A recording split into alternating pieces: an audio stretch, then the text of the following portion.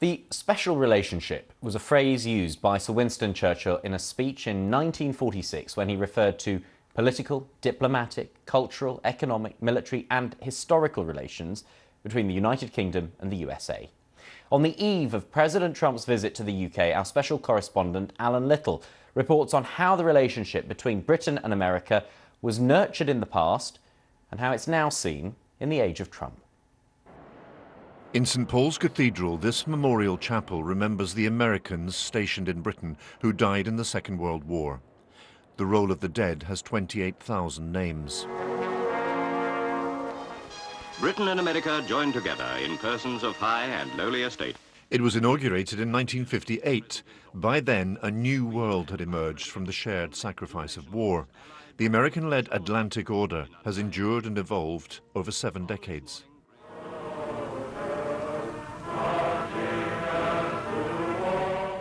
Its founding fathers were President Franklin Roosevelt and Winston Churchill.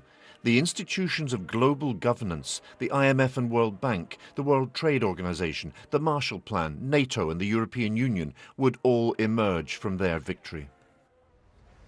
At the heart of the international system that America built after the Second World War was the idea that nations should live by a set of agreed rules in politics, economics, security, and trade. America was the principal author of those rules and has spent the last 70 years using its power in the world to enforce them. Not anymore. Donald Trump believes that America is not the beneficiary of those rules, but the victim, that the rest of the world uses those rules to cheat America, and that the European allies are among the worst offenders. The question those allies are now facing is this: is the rules-based order that Roosevelt launched ending with Donald Trump? He doesn't know the history and he doesn't care. He takes a very transactional approach to international relations, which seems to come from his sort of real estate background, where everything is a deal. The essence of the American support for the international order is that you're investing in it.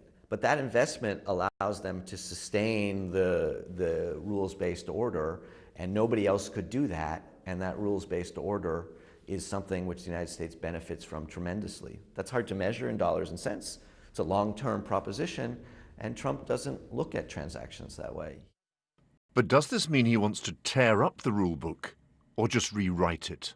I think Trump's role is to be a disruptor in all things. It is to look at how these relationships either help or hinder America. He literally wants to put America first. I think the whole idea of this international globalist worldview has taken hold of government, and he wants to shake that up and say, well, is it really in the best interest of America to do it this way? For the first time in 70 years, Europe looks across the Atlantic at an America no longer willing to carry what it sees as the costs of an alliance forged in the sacrifice of a different age. Alan Little, BBC News.